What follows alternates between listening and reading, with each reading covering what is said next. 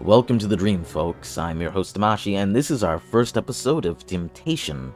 This was inspired by the Ranting Hour, which you should all go watch, it's a fun time, where Mino and Black Nero said something interesting. I'm paraphrasing because I can't recall the exact quote, but they said, "Don't say you're skipping to pull later, because chances are you aren't going to pull later either."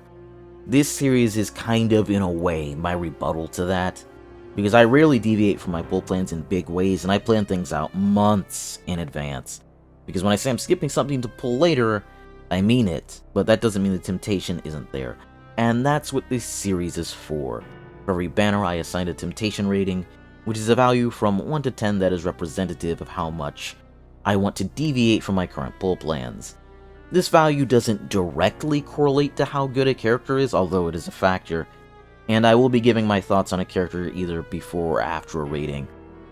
And for a special treat this episode, I'll actually be able to tell you if I actually stuck to my pull plans, since all these banners have already happened. First up is Jegran's banner, which was a planned skip. In the initial draft that I had written for this video before I scrapped it because of the holidays, I gave Jegran a rating of 4 out of 10. But as I kept talking about Jegran, my opinion of this banner got worse and worse and worse, until finally my rating was a 0 out of 10. A lot of people get angry over characters like Alot and Jegran getting into the game over Riku and Red 13, and I'm always confused by that.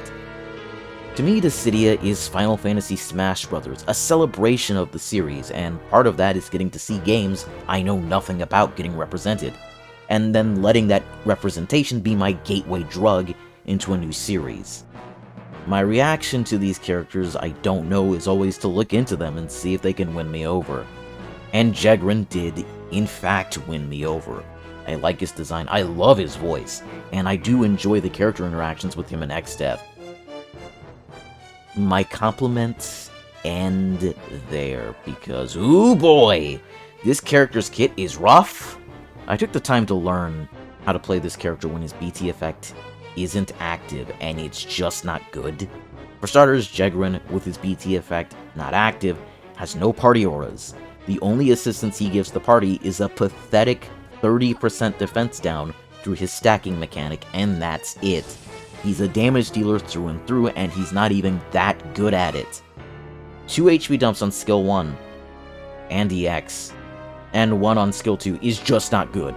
And then you have to juggle making sure one enemy is at 1 lower stack count than the other to make sure you can take advantage of his preemptive attack.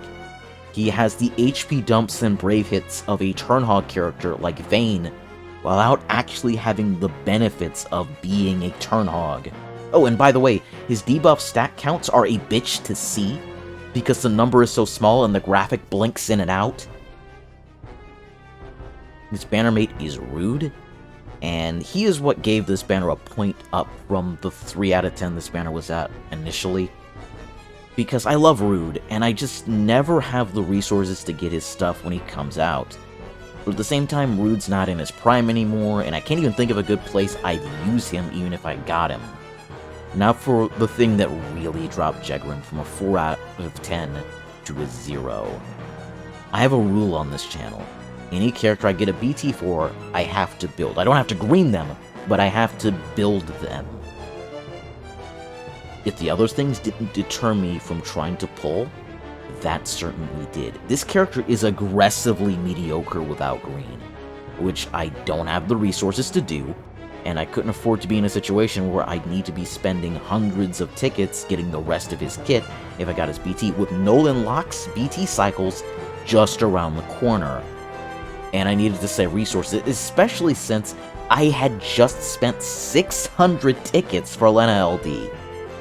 We'll talk more about what I did with this banner later, but considering how I'm not saying I skipped this banner despite there being 0 incentive to do so based on my temptation rating, you can probably guess where this is going.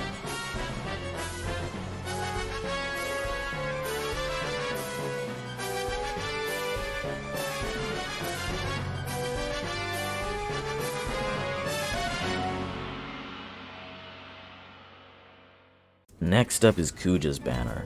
Another planned skip. My temptation rating for this banner is a 1 out of 10. I already had Kuja and was already planning on greening him. I love 8, and I would love to have 8, but his LD boards are just sad. The smart thing to do is skip this banner and wait for 8 C90 and pull for his LD then. As for what I actually did on this banner, I did the free pull and got 8 LD and a Duke Kuja LD and went on my way happily. That was until I played around with 8's LD boards and realized he was even worse than I thought he was. Happy I have you, 8, but god were you dealt a bum hand. As for Kuja, I'd say I'm satisfied with his green, although it has its very clear problems, similar to how Vayne is a very good character whose kit has very clear problems. Though Kuja's problems are more similar to Kefka's. Kuja has the Kefka BT problem of being a fast character with high turn rate on his skills, but in the case of Kuja, it's arguably worse. I would not recommend greening Kuja if you have better aura bots like Bart's. I did it because I love Kuja, and I like having a full Spiritus team. Although, now that I'm thinking about it, Machina was summoned by Spiritus, so I already had 3 Spiritus BT options without Kuja. Anyway, Sazh. Sazh was another skip. My rating for the Sazh banner is a 0 out of 10. Again, Jegran's BT is here, and I don't want it because I don't want to have to go back and get the rest of his kit. I was a little nervous about the challenge quest, since I had neither of the featured LDs, but I made it work. I accidentally purpled Lise earlier in the year while I was half asleep. Again guys, don't play this game tired or drunk, it never goes well. There's just 0 reason for me to pull Sazh here. He comes back on Irvine's banner, which I'm 100% gemming, because I want everything on there. Even if I got Laguna BT and Irvine LD early, I'll still pull for Sazh, because that call is fantastic, and I'm gonna need it for the Safer Sephiroth fight to make my planned team work. Palom, I just don't like or care about. So yeah, did my free pull, and it was so inconsequential, I don't even remember what I got. And now we have Fran. Fran was a planned skip, but the temptation to not skip was there. I rated this banner a real 4 out of 10. Not the slowly decaying 4 out of 10 I gave the first banner of this cycle. No, a real 4 out of 10.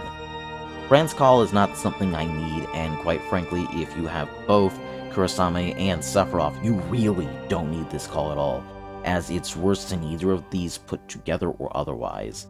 1 cleanse, and that's it, you're not getting those 10 stacks back. And its bonuses are rather tiny. It's a lot of tiny things all packed into 1 debuff, which is why a lot of people like that call.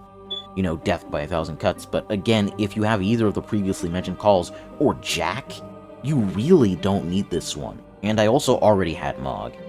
And again, Jegran's BT is on this banner as an ever-present threat. If I got the Fran LD on like a free pull, fantastic, I'd be happy. But otherwise, don't need it. I already have really good debuff calls. So let's talk about what I did. I did my free pull, and it was Jegran's BT. My heart sank when I saw this thing. I just stared blankly for like a minute at BlueStacks. My brain just didn't know how to process this information. But my soul did. And so I did what I knew I must do. I went back over to the Jegran LD banner, and with a heavy heart, I did ticket multis. And it wasn't even that bad this time around. Only 60 tickets for the LD, and I had already gotten the EX on the free multi. Normally when this happens to me, it's way worse. I'm looking at you, 450 tickets spent on both Lael and Tidus LD. Man, that cycle was... Ugh, those 2 cycles were a nightmare for me. First up on Machina cycle, we have the Machina and Paine LD banner. A planned skip initially with a temptation rating of 5 out of 10. Then it was New Year's, and we got 400 tickets from the raid, and that 5 out of 10 turned into 9 out of 10 real quick. Machina is Machina. You already know the deal. You don't need me to explain why I want this character. Paine is really interesting, though, because she's one of the first LD-only aura bots we've gotten with BT-level auras. The first one being Lena, and the next one being Lelude in Noel's cycle. She slots in nicely in pretty much any party, and her unique mechanic of getting different auras based on who's on her left or right is really cool, and fun to play around with. Her damage isn't the best thing in the world, but I wouldn't call it bad, especially for a support character with auras on that level. I got a few tickets I need to burn, otherwise I won't be able to collect the Ursula tickets, I thought to myself. And it'd be cool if I could use my BT tokens on someone else, like, I don't know, Warrior of Light. He's my boy, and I've always felt bad that I couldn't have his BT. So let's burn a few here, and I got Paine LD and 70 tickets. Well, okay then, I guess I'll pull on Snow. But before we get to Snow, let's talk about Shantotto. Real talk for a second, I had to boot up the game to remind myself who her bannermate even was. So if you can't tell, this was a planned skip. I'm tempted to not even give a rating. It's 0 out of 10. I already have Shantotto fully built, and while I do like Waka, I don't need him at all. I did the free pull, and I don't even remember what I got. I don't know what they were thinking with Shantotto's green. She has Kuja's problem, but even worse. Both her skills are high turn rate. Most of her kit can't even take advantage of her darkness enchant. I feel so bad for Shantotto fans. In fact, I feel bad too, because Shantotto was my first BT. Like, I want BT boards to be a thing, to fix parts of BTs that just don't make sense. Like for Kefka, Kuja, and Arden. But if anyone needs the rework BT boards could give, it's her. Snow, Snow, Snow, Snow. I hate Snow. Hate? Let me tell you how much I've come to hate you since I began to live. There are 387.44 million miles of printed circuits in wafer-thin layers to fill my complex. If the word hate was engraved on each nanoangstrom of those hundreds of millions of miles, it would not equal 1/1 billionth of the hate I feel for humans at this micro-instant. For you. Hate! Hate! Snow is a up. He's such a up that even in his intertwined wills, Cyan tells Snow, in his own way, in the nicest way and most polite way possible, to stop being a up. Saying this banner was a 0 out of 10 is an understatement. 0 doesn't quite convey how much I wanted to skip this banner. But I didn't have Machina BT.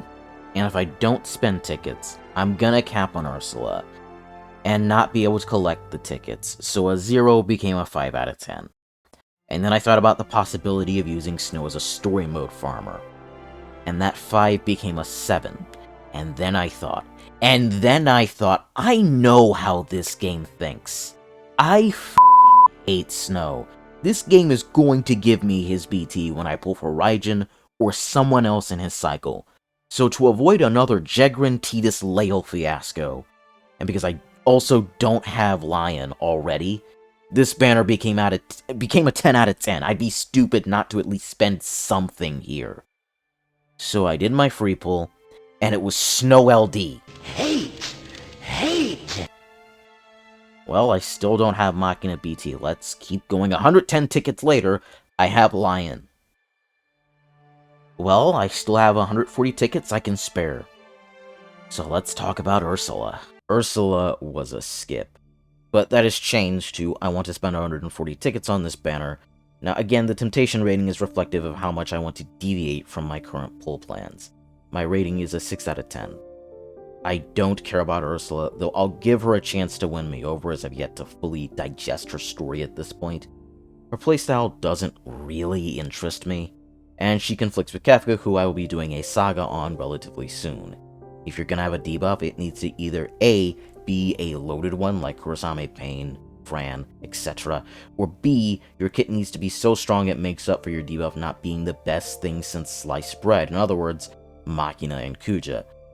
Ursula is neither of these things, so having her on a team with Kefka can be collar-pullingly awkward in my eyes. Though there is merit in her being in a party with Kefka because of her mechanic of the party's brave can't fall below 20% of their max brave, which helps Kefka out on his skill 2 EX and LD, since none of those attacks have brave refund. Hopefully he gets that in his next rework along with golden frames, he really needs it. I also don't have Iroha Call, so her call can be used as a bootleg. We have Iroha Call at home replacement. In a party without Kefka, she sports the unique feature of being the only character in the game besides Kefka with a 60% speed down without spears. So speed down strats can be a thing with her, although unlike Kefka, her 40% speed down is generic, so it can be pushed off. So be wary of that when you want to do a speed down strategy with her. Her bannermate is Sync, who I already have. If I didn't need to burn some tickets and Machina's BT wasn't here, I would probably go back to my original plan of skipping. Now let's talk about what I did. I booted up the Song of Finis from Type 0 and started pulling. I got Ursula's full kit by the 110 ticket mark, but I kept pulling since, again, my budget was 140 tickets. At the 140 ticket multi, right when the music starts to swell, at the 1 minute and 6 seconds mark, first orb, I was so happy, and the music hit just right that tears started forming in my eyes. At long last, my patience for not jumping the gun and tokening a BT I wanted right away was rewarded, and then I got to token Warrior of Light BT, which I'm having a great time goofing around with. Warrior of Light's my boy, I love the guy. And I will actually be using Warrior of Light along with Machina and Bartz for Divine Ifrit. And that was our first episode of Temptation. Future episodes will only be one cycle. I only did 2 to make up for not putting out any content on YouTube in over a month. I would like some feedback, so please tell me what you think in the comments. Would you like more editing, or less? Would you actually like to see me cover 2 cycles at once like I did in this video going forward as well? How's the audio balance? Is the video too rambly for this kind of format or subject matter? All feedback is welcome, though I prefer constructive feedback I can actually do something with. Until next time, folks. Also, remember to like, comment, subscribe. It really helps me out. I'm going to start making the next episode of Temptation now, so it's unlikely your feedback will be incorporated into that episode, but it can happen for future ones.